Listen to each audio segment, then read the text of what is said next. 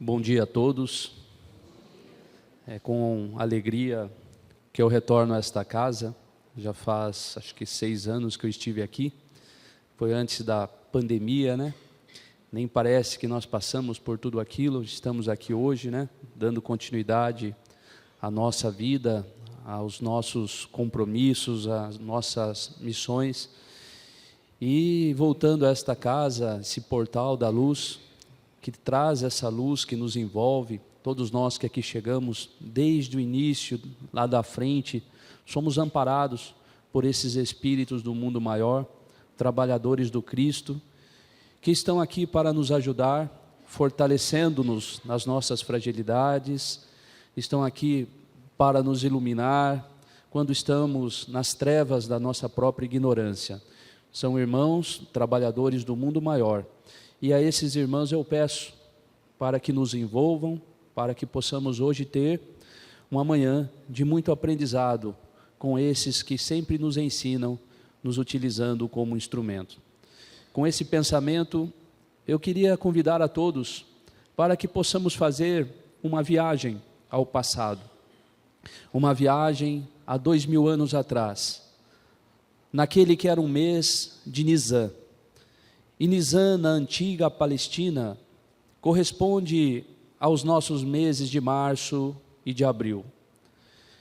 O desabrochar das pequenas flores, a suave brisa, anunciavam a chegada da primavera, um período de relativa paz, beleza e harmonia.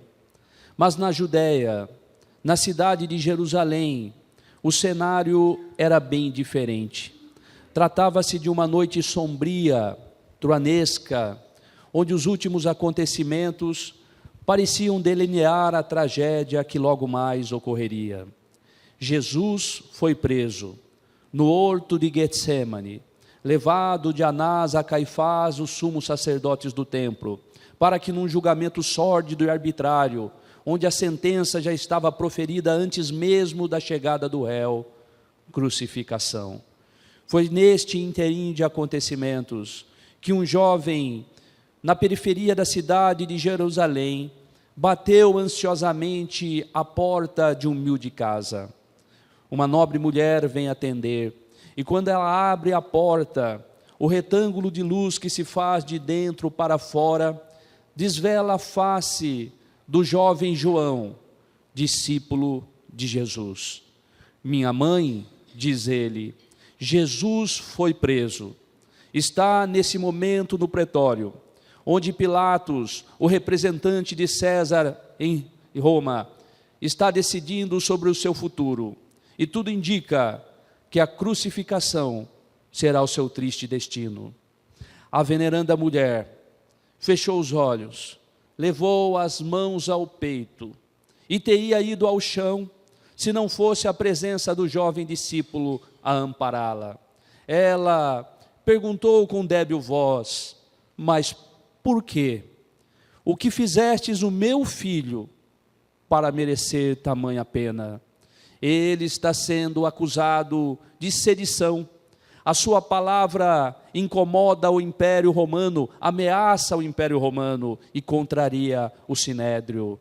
A veneranda mulher, agora mais reposta, de pé, entra na intimidade da casa, vai até o seu quarto, pega um pesado manto que as mulheres de Nazaré comumente utilizavam, coloca sobre a cabeça e diz ao jovem discípulo de Jesus: eu preciso ver meu filho.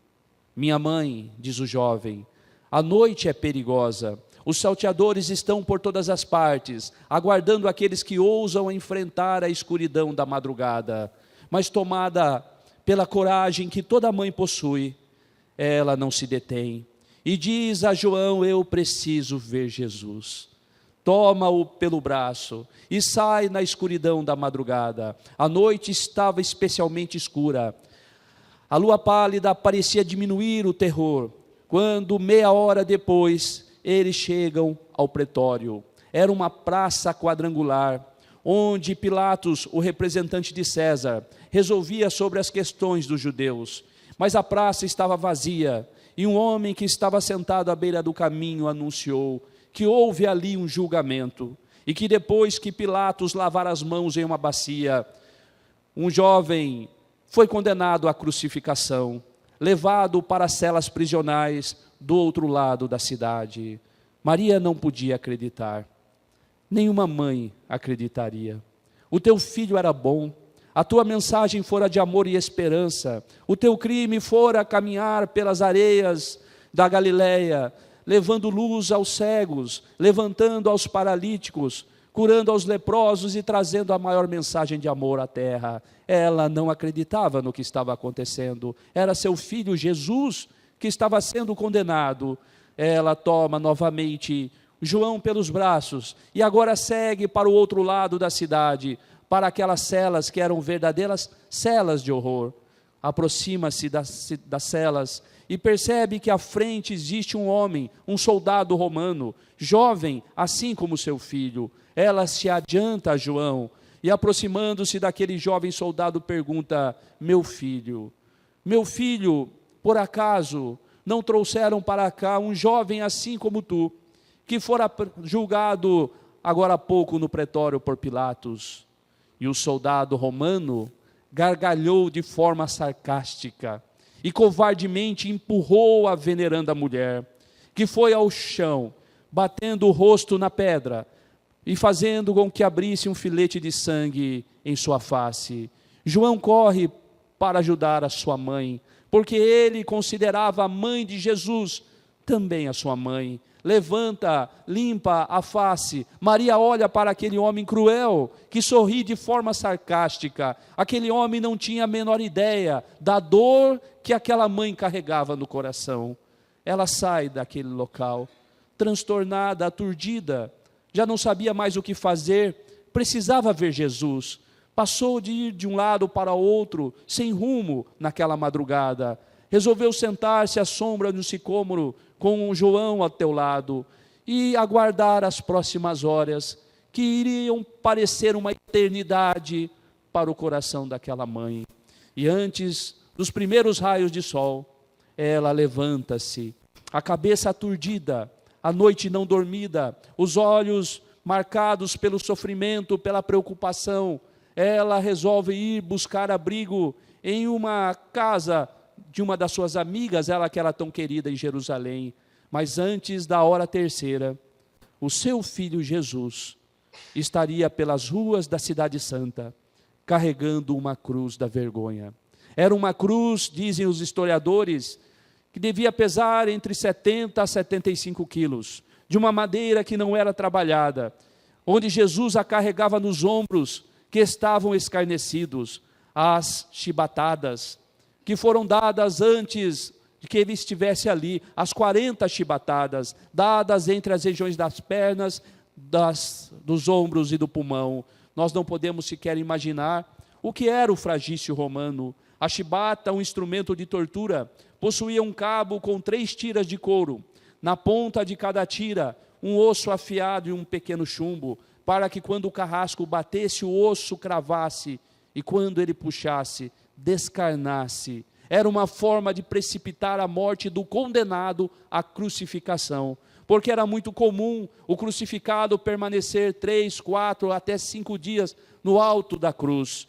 E Jesus estava levando aquela cruz, carregando também na frente a coroa de espinhos, que foi cravada entre a testa e a nuca, de espinhos de rosas que foram tiradas das geenas, dos lixões da cidade, e porque estavam contaminadas, causavam nele a febre, o tétano, o tremor, e ele estava com a face curvada para baixo, o sangue corria-lhe em filetes, e Maria viu seu filho Jesus.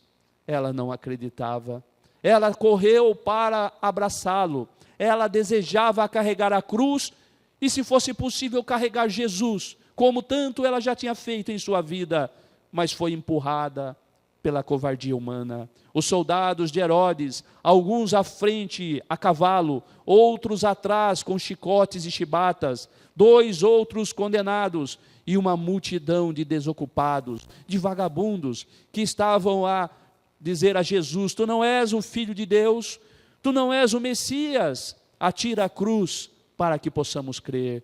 Maria foi abraçada por outras Marias que a acompanhavam e seguiu ali, triste, vendo o seu filho carregar aquela cruz, aquele madeiro infamante. Qual teria sido o seu crime? Amar a humanidade como ele amou. E ela vê quando ele tomba pela primeira vez. O chicote silva no ar. Ele, com dificuldades, levanta-se, coloca a cruz novamente sobre os ombros e continua a caminhar. Mas logo à frente, porque ele estava fraco, a noite não dormida, a tortura, a febre, o sangue que lhe escorria pelo corpo, ele vai ao chão. E como não conseguia se levantar, foi nesse momento que o soldado de Herodes pegou entre a multidão que assistia àquela triste caravana, um homem que ali assistia. Era um homem qualquer, diz a tradição, que era um homem que veio do norte da África, de Cirene, e por isso entraria para a história como o Cirineu. Este homem é atirado em direção a Jesus. Ele vai até o Cristo, ele levanta a cruz, ele levanta Jesus, ajusta a cruz sobre os ombros e passa a ajudar Jesus a carregar a cruz. E diz a tradição que nunca mais aquele homem que passou a ser conhecido na história como Cirineu, esqueceu o olhar de ternura, de bondade e de compaixão daquele estranho nazareno. Diz a lenda que ao voltar para casa, ele que havia vindo a Jerusalém para comprar ervas medicinais para um filho que estava doente, encontrou o mesmo totalmente curado. A misericórdia divina. E ele segue, carregando aquela cruz, cairia novamente e seria assistido pelo Cirineu, até que chegou ao Gólgota, palavra hebraica que significa caveira. Era um montículo de aproximadamente 15 metros, onde aqueles que eram condenados à crucificação terminavam seus dias na terra. Ali Jesus é jogado sobre a própria cruz, rasgam-lhe as roupas, tiram-lhe as vestes, cobrem apenas as partes íntimas e distendem-lhe os braços, para com pregos de mais de 10 centímetros começar a fazer marteladas ritmadas, rasgando-lhe as carnes e esmigalhando-lhe os ossos. Maria passou a ouvir aquela sinfonia como uma verdadeira sinfonia de horror em seu coração. Ela não conseguia entender o homem. Por que tanta crueldade com seu filho, que tanto amou a humanidade? E eles ergueram a cruz com forquilhas. O corpo derriou, as ferpas cravaram-lhe nas costas, a coroa de espinho fundou-lhe na nuca, e ele ficou lá, no alto, como um pedaço de pano ao vento. Ao seu lado, 2 bandidos que foram crucificados juntos, e a multidão que acompanhava tudo aquilo, aquela mesma multidão que dizia: não és tu que iria destruir o templo e reconstruir em 3 dias? Não és o Messias? Desça da cruz para que possamos ver. Ela não compreendia a humanidade. Ela olhou seu filho, e naquele momento ela começou a recuar pela tela da imaginação, a um tempo distante.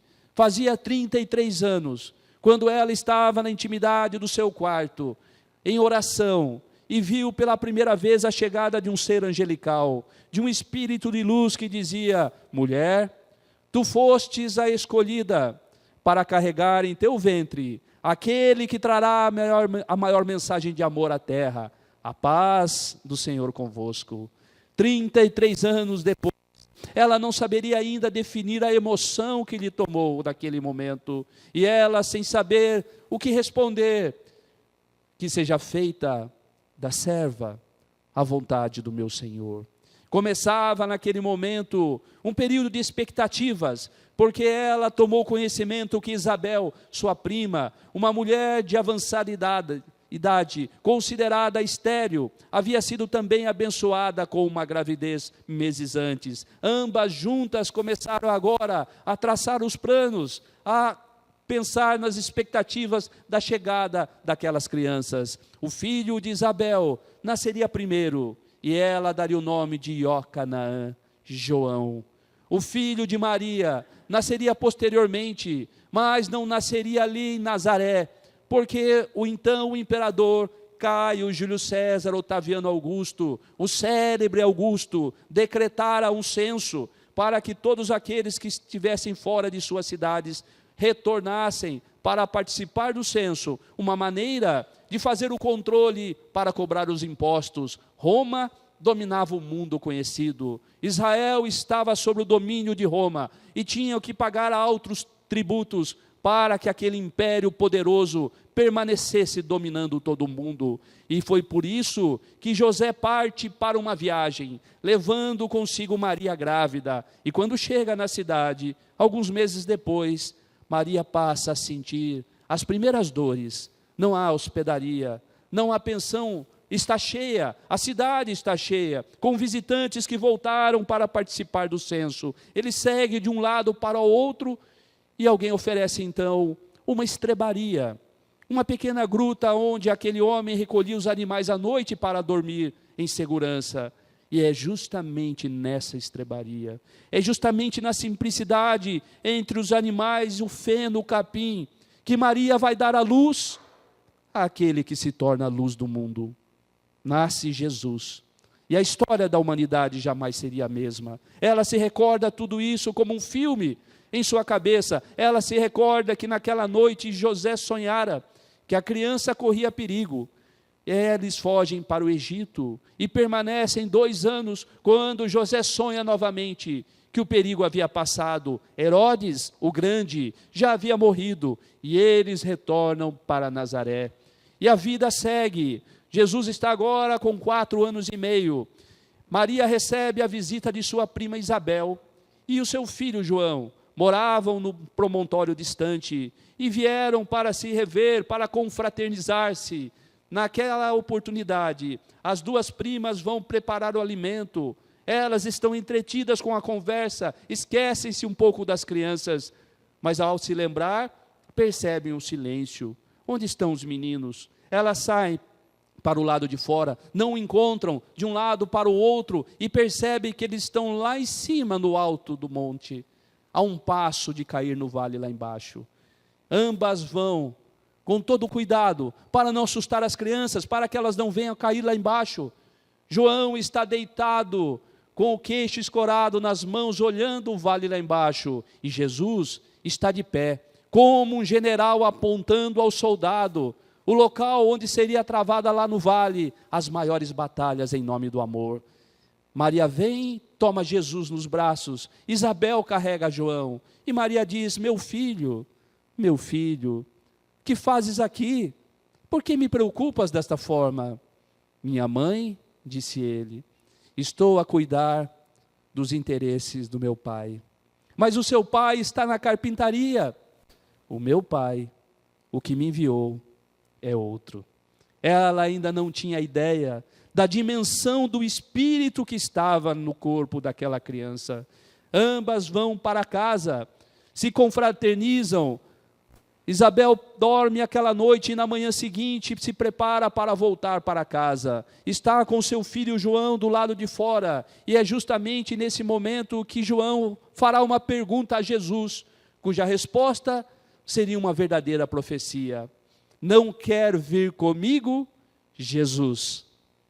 Não, João, é necessário que tu vás primeiro. Eu irei depois. 25 anos se passam, e eis que às margens do rio Jordão, sinuoso e belo, surge um homem estranho, vestindo-se com pele de animais, com uma corda amarrada na cintura, alimentando-se de mel e de gafanhotos, e convocando todos ao arrependimento. Dizia: arrependei-vos, arrependei-vos todos vós, porque é chegada a hora do Senhor. Eu batizo com a água, mas aquele que virá depois de mim, de quem não sou digno de atar as próprias sandálias, batizará com o fogo do Espírito. Era a voz de Canaã, de João, o Batista, o precursor, aquele que vinha, segundo as Escrituras, a anunciar a chegada do Messias, aquele que viria primeiro. E eis que numa tarde inesquecível, João está ali batizando a multidão no Jordão, quando de repente, suavemente desce a figura de um homem, doce como um favo de mel, suave como uma primavera, com um manto sobre a cabeça, aquele homem vem suavemente caminhando na direção de João, que se emociona, que se ajoelha e diz para a multidão: eis aí o Cordeiro de Deus, de quem não sou digno de amarrar as suas sandálias. Eis aí o Filho de Deus, Jesus. O mestre se aproxima dele, é batizado em sua imensa humildade, ele se deixa ser batizado para que possa começar a sua saga. Ele vai para a Galileia formosa, a Galileia dos vinheteiros, dos agricultores, dos pescadores, a Galileia da ralé. Muitas vezes os doutores da lei em Jerusalém diziam, de forma sarcástica, o que pode vir de bom da Galileia, porque era a Galileia dos pobres, e é entre esses pobres, esta ralé, que Jesus vai começar a sua missão na terra. Eis que numa manhã, ele chega à praia da Galileia, 1,75 m, dizem alguns historiadores, 75 quilos, um pouco mais, um pouco menos, o zigoma na face, os lábios pontiagudos, os olhos azuis transparentes, os cabelos da cor do mel ou do latão velho, do ouro velho, misturavam-se com a barba da mesma tonalidade, repartidos ao meio, como usavam os nazarenos, caminhando ao lado de luz. Ele avista um pescador que atira as redes ao mar. Era o mar da Galileia, também conhecido como Lago de Genezaré, ou Lago de Tiberíades, em homenagem a Tibério César. Aquele pescador atira as redes ao mar, aquele pescador rude do labor, é convocado por Jesus: Simão, Simão Bar Jonas, vem comigo pescar almas para o reino dos céus. E Simão, que era viúvo, abandona as redes e ante ao magnetismo incomparável de Jesus, o segue sem questionar. Tiago e João já estavam ao lado de Jesus. Ele vai convocando o colégio, ele vai a uma coletoria qualquer e vê um publicano, cobrador de impostos, odiado por todos, mas não por Jesus, que um dia definiu que ele veio para os doentes, porque os sãos não necessitam de médico. Mataios, Mateus, vem comigo contabilizar almas para o reino do meu Pai. E Mateus, o Levi, vai em direção a Jesus. Mateus, que nunca teria ideia do que seria esse reino dos céus, atendendo ao pedido do mestre Jesus, vai formar também o colégio Galileu. E Jesus faz então os 12, formando o último, Judas, que não era da Galileia, era de Queriós, e agora, com o colégio completo, ele escolhe um monte qualquer, às margens do mar da Galileia. Diz um evangelista que ele subiu o monte, diz o outro que ele desceu o monte, mas o importante é que, aureolado de luz, naquele momento, ele descerra os lábios para dizer: eis que eu vos trago a minha paz. Não vou lá dou como vós a conheceis, mas vos ofereço como somente eu, Jesus, posso vos dar. Porque a paz que conheceis é o intervalo entre duas batalhas. A paz que conheceis é semelhante à calmaria do mar morto, que não obstante essa ilusória calmaria, esconde no fundo o lodo fétido e imundo. Mas a paz que eu vos trago, somente eu, Jesus, posso vos dar. E passa a cantar o sermão das bem-aventuranças. Bem-aventurados os pobres de espírito, bem-aventurados os mansos, os pacíficos, bem-aventurados os que choram, e as suas palavras caem como uma chuva de esperança no coração daquele povo tão abandonado. Maria recorda-se disso tudo, até que de repente ela é puxada para a realidade quando escuta um grito: Senhor, Senhor, lembra-te de mim quando estiveres no paraíso. Era o crucificado do lado, e Jesus com dificuldades responde: em verdade vos digo hoje, estarás no paraíso comigo.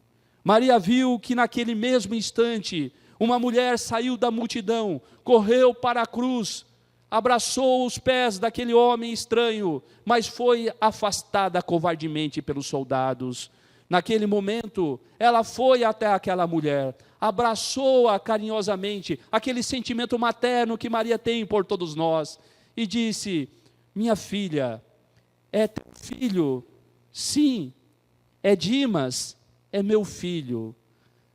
Se este é teu filho, aquele do meio é o meu filho. E tem de bom ânimo, minha filha, porque se o meu filho diz que o teu filho estará hoje no paraíso, crede, mulher, porque o meu filho é o Filho de Deus. Nós não podemos imaginar tamanha fé, tamanha resiliência desta mulher incomparável que é Maria. No momento de dor, no momento de ver o próprio filho na cruz, ela não questiona a Deus, ela não fica contra o Criador, ela auxilia aquelas que choram, aquelas que sofrem. Esta é Maria, que derrama sobre nós comumente o manto sagrado, para que possa nos ajudar. Esta é a mãe de Jesus. E naquele momento, abraçada a Tamar, Tamar passa também pela tela da imaginação, a tentar se recordar da onde conhece aquela voz doce e meiga, que naquele momento lhe traz tantas bênçãos. E ela retorna para quando seu filho Dimas tinha apenas 10 anos. Tamar descia para o poço para pegar água, quando percebeu que 2 mulheres já estavam lá, e uma delas de repente diz: o filho de Tamar é um ladrão. O filho de Tamar roubou a funda de Ocanaã, de João. Enquanto aquela mulher era quase que cruel, uma outra mulher, que ela não conseguiu ver a face, porque estava com o manto, apenas o perfil, respondia com uma doce e suave voz: não digas isso, Isabel. Eu tenho aprendido com meu filho Jesus, que nós não podemos julgar. Não digas isto. Tamar com certeza não sabe que seu filho se dá a esse tipo de atitude. Pode ser uma brincadeira de criança. E aquela voz misericordiosa era de Maria, a mãe de Jesus. Naquele momento, Jesus diz: tenho sede. Um soldado coloca uma esponja com vinagre na ponta da lança e leva aos lábios de Jesus para vinagrar ainda mais os seus sofrimentos. Maria não conseguia acreditar. Era seu filho Jesus que estava ali. Onde estava a multidão que sempre o acompanhava? Onde estavam aqueles que num monte qualquer, mais de 5.000, fora mulheres e crianças, foram alimentados por Jesus quando ele multiplicou pão e peixes, poucos em muitos, para alimentar a todos? Onde estava aquela multidão que acompanhava Jesus quando ele passava em Cesareia e a mulher hemorroíça tocou-lhe para ser curado da hemorragia? Onde estavam os discípulos?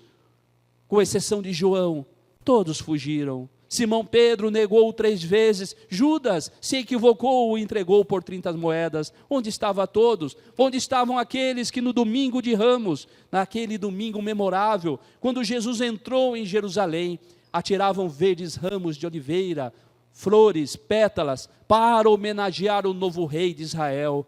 Mas porque Jesus sabia que esse poder, que essas homenagens são transitórias, ele não as aceitou. Entrou cavalgando um jumentinho, em verdade era o jumento que pisava sobre as homenagens, porque ele sabia que aqueles mesmos que cantavam Hosana ao Senhor, 5 dias depois estariam dizendo: crucifica Jesus, liberta Barrabás.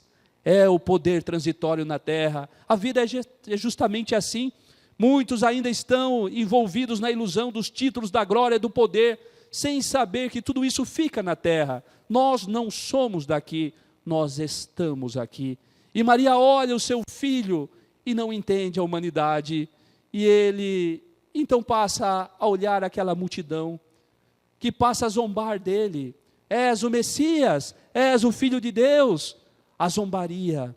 Qualquer um de nós, naquele momento, poderia blasfemar contra a multidão. Mas era Jesus, o modelo e guia, o Filho de Deus. E ele olha para aquela multidão, olha para cima com dificuldades e diz: Pai, perdoa-os, eles não sabem o que fazem. O amor de Jesus por nós é incondicional. Naquele momento, Maria percebe que ele está em seus últimos momentos na terra. E ela cai de joelhos e dá um grito: meu filho, meu filho, meu filho, que te fizeram os homens, meu filho? Ele meneia a cabeça, olha para ela e diz: mulher, eis aí teu filho. Ora, olha para João e diz: filho, eis aí tua mãe. Naquele momento ele levanta a cabeça e diz: pai, em tuas mãos eu entrego o meu espírito. Tudo está consumado. A cabeça pende e Jesus deixa o mundo da matéria. Maria chora, as pessoas correm de um lado para outro, a chuva, a tarde se torna noite, os trovões, e ela permanece ali aos pés da cruz, até que José de Arimateia vem com uma autorização de Pilatos para descer o corpo, para ser entregue a eles. Eles levam o corpo de Jesus para ser sepultado em uma sepultura doada pelo próprio José de Arimateia. Maria limpa a face do seu filho, beija-lhe a testa. Era Jesus, era Yeshua, aquele a quem ela carregou no colo, aquele a quem ela ensinou as primeiras palavras, aquele a quem ela ensinou os primeiros passos na vida. Era ele que já não estava mais entre nós. Ele é levado para ser sepultado. O sábado era proibido para que pudessem ir até a sepultura. Era o respeito da cultura judaica. E na madrugada de domingo, algumas mulheres foram até lá para levar algumas substâncias, alguns óleos para passar no corpo de Jesus. Mas quando aproximam-se da sepultura, percebem que a pedra foi afastada e a sepultura estava vazia. O corpo de Jesus não estava mais lá. Algumas descem para avisar os discípulos, enquanto uma delas em especial permanece ali. Era a ex-equivocada de Magdala, Maria de Migdol. Ela estava ali sem entender, ela que tanto amava Jesus, que fizeram do corpo do meu mestre. E como o dia não havia amanhecido ainda, ela percebe em meio às árvores a figura de um homem. Imaginou se tratar do jardineiro, daquele que cuidava do local, e pergunta: não vistes o meu mestre, o corpo, o que fizeram? E ele se adianta, e ao sair do meio das árvores, a lua bate em seu rosto, e ela vê a face daquele a quem ela tanto ama, Jesus. Mestre, Rabone, quis abraçar o seu mestre querido, mas ele disse: não me toques, ainda não estive com meu pai, mas vai e anuncia a boa nova. Ela desce, a expectativa, a alegria de poder dizer aos discípulos: Jesus voltou, Ele ressuscitou como havia prometido, Ele voltou. Mas quando ela chega para dar a notícia aos discípulos, eles ficam em silêncio. Tiago pergunta: mas a ti? A ti que ele foi aparecer? Não a sua mãe, nem a João, nem a Simão Pedro, mas a ti? A covardia humana é sempre assim. Nós sempre pregamos a modificação do ser humano, nós sempre dizemos da necessidade da reforma íntima, mas quando vemos alguém sair do charco, parece que temos o prazer de pisar, para que não possam se transformar num lírio perfumado. E ela então foi abraçada por Maria, a mãe de Jesus, que disse: minha filha, eu creio em ti, minha filha. E logo as notícias foram boas, porque ele apareceu para 2 viandantes de Emaús, caminhou durante todo o dia com eles, falando a respeito do reino de Deus, alimentou-se com eles no final da tarde, levantando o pão, e foi justamente aí, quando levantou o pão para abençoar, que os 2 viandantes viram as chagas e perceberam que se tratava de Jesus. Desapareceu dali, mas apareceria depois no cenáculo para os discípulos, que estavam todos ali. Não temas, a paz do Senhor convosco, sou eu, Jesus. O que temos para comer? Nenhuma palavra de revolta, nenhuma palavra de julgamento a qualquer um dos discípulos, porque esse é Jesus, aquele que veio para nos ensinar, não é aquele que veio para nos salvar, como muitas religiões acreditam de forma equivocada, com o seu sangue na cruz. Ele veio para nos salvar simbolicamente, nos ensinando a viver no mundo como modelo para que possamos ver e ser como Ele, e para que possamos também deixar que Ele nos guie, conforme questão 625 de O Livro dos Espíritos. Nenhuma palavra, apenas amor, que temos para comer. Alimenta-se com eles, conversa, dialoga. Tomé, que não estava presente, não acreditou. Eu só acreditarei quando eu puder ver Jesus e tocar suas chagas. E eis que dias depois, ele aparece para Tomé e diz: Tomé, sou eu, toca minhas chagas. Tomé vai, coloca o dedo sobre as chagas de Jesus e diz: eu creio, Senhor. Tu crês porque vistes. Bem-aventurados os que creram sem nunca terem visto. E os dias se seguem, e ele ficaria entre nós durante 40 dias, diz um evangelista, para depois, em um monte qualquer, ascender em direção ao infinito. Os discípulos seguiram suas vidas. Alguns foram para o norte da África, outros se mantiveram em Jerusalém. João foi para um promontório distante, para Éfeso. Maria, segundo Humberto de Campos, foi para Betaneia, onde possuía alguns familiares. E a vida seguiu. 3 anos depois, João está lá em Éfeso e lembra-se da mãe de Jesus. Sente uma saudade. Lembra-se daquele dia onde Jesus olhou e disse: filho, eis aí tua mãe.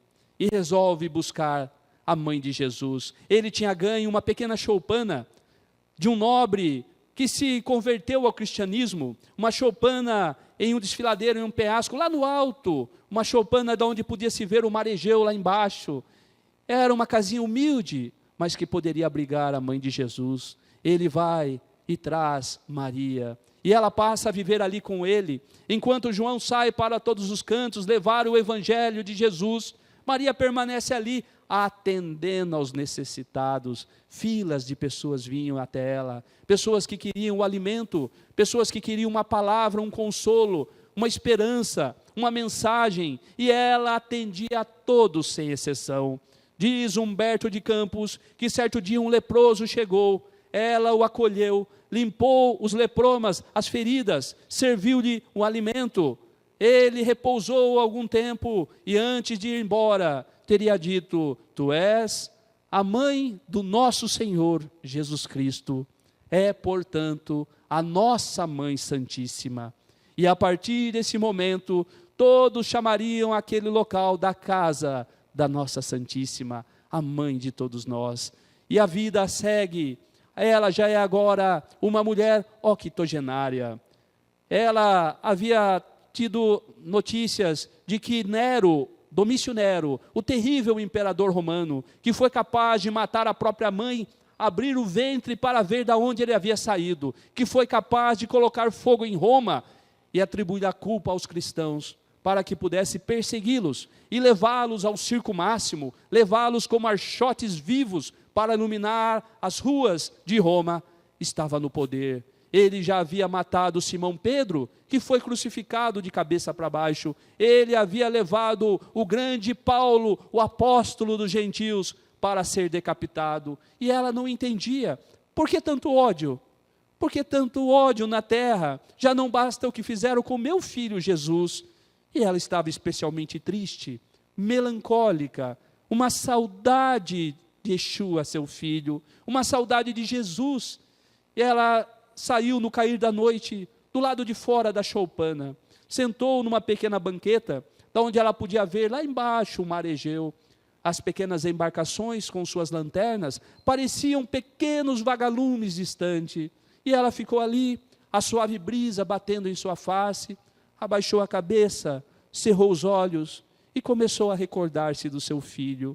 Quantas lembranças, quantas vezes ela o carregou no colo, quantas vezes ela o amamentou, quantas vezes ela falou-lhe palavras de carinho, e ela teve uma saudade, uma imensa saudade do seu filho. Foi nesse momento que ela percebeu que alguém se aproximava, mas ela pensou ser um daqueles tantos que vinham em busca de algo. Ela estava tão melancólica que nem abriu os olhos. Ela sentiu quando aquela pessoa ajoelhou-se à sua frente, colocou as mãos sobre suas mãos, mas ela continuou de olhos cerrados, e ela percebeu na acústica da alma, aquela voz que ela conhecia tão bem. Minha mãe. Ela abriu os olhos e viu sobre suas mãos, as mãos com as chagas. Ela levantou a face e viu os olhos azuis transparentes. Meu filho, meu filho. Ela abraçou Jesus e desmaiou. Alguns amigos chegaram, encontraram-no daquela forma, levaram até a cama. João foi avisado, permaneceram horas durante toda a madrugada ali ao lado, mas foi nos primeiros raios de sol que ela deixou o corpo. Sentiu-se leve, pôde ver os amigos queridos que estavam ali em volta do seu corpo físico. Sentiu que havia uma caravana, uma pleiade de espíritos luminíferos que vieram buscá-la. Mas ela desejou primeiro ir para a Galileia. E através do seu pensamento ela foi guiada à Galileia. Pôde ver o mar, o lago de Genezaré, os tamarindeiros em flor, a areia branca de seixos miúdos. Recordou-se dos tempos com Jesus. Mas ela foi atraída também, de repente, para Roma, a cidade das colunas de mármore branco, aquela cidade do esplendor. Ela foi atraída para aquele local, porque o circo máximo de Roma, naquele instante, possuía 150 mil espectadores, que estavam aguardando para que Nero desse a ordem, e um grupo de cristãos pudesse entrar na arena. Ela vai para o subterrâneo, onde ela percebe que existe um grupo imenso de cristãos, de seguidores do seu filho, que oram, que estão ali pedindo misericórdia, que temem o momento da morte, o enfrentamento daquelas feras. Havia velhos, crianças, mãe carregando seus filhos no colo. Muitos deles nunca conheceram Jesus pessoalmente, mas conheciam a mensagem de amor, e foram presos nas cavernas das catacumbas, e trazidos ali pelo ódio de Nero. Então ela vê ao canto uma jovem, que devia ter entre 15 e 16 anos, o rosto pálido. Ela murmurava ali algumas palavras, e ela aproxima-se daquela jovem. O sentimento maternal lhe tomou de assalto. Ela abraça a jovem, e na acústica da alma, ela a intui dizendo: minha filha, canta, canta, minha filha, para que possamos transformar as dores na terra em alegrias no céu. E aquela menina não saberia explicar a energia que lhe tomou e fez com que ela passasse a cantarolar uma canção em homenagem a Jesus. Rapidamente os demais passaram a cantar, e quando Nero dá a ordem, quando os portões se abrem, esse grupo de cristãos entram cantando juntos um hino em louvor a Jesus. As feras atacam, os corpos despedaçados fremiam, o sangue e o silêncio que se fez. Maria ficou ali com a pleiade de espíritos e arrebanhou cada um daqueles que perdeu a vida de forma tão trágica. Ao final daquilo tudo, ela então dá o aviso: vamos partir. E a caravana passa a subir lentamente em direção ao infinito. Diz Humberto de Campos que uma mão invisível pareceu escrever nos céus: Ave Cristo, aqueles que vão viver a vida eterna lhe saúdam. Era Maria, a mãe de Jesus, ascendendo aos céus em direção ao seu Filho amado.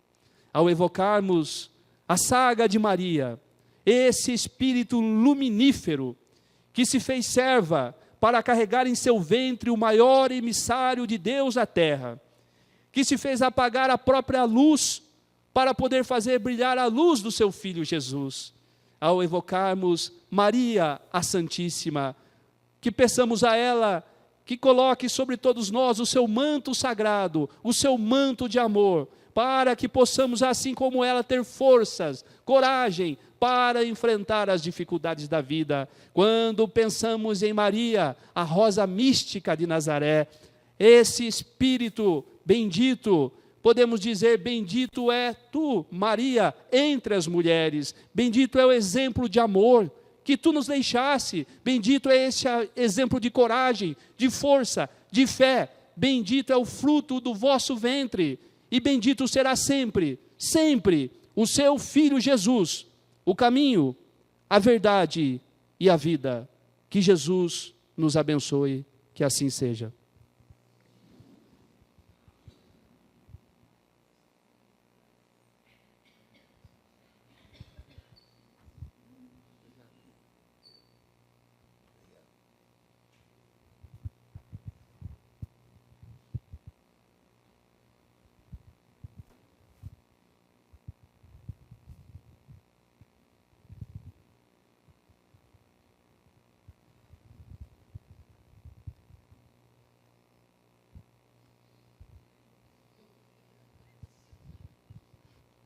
Bom dia.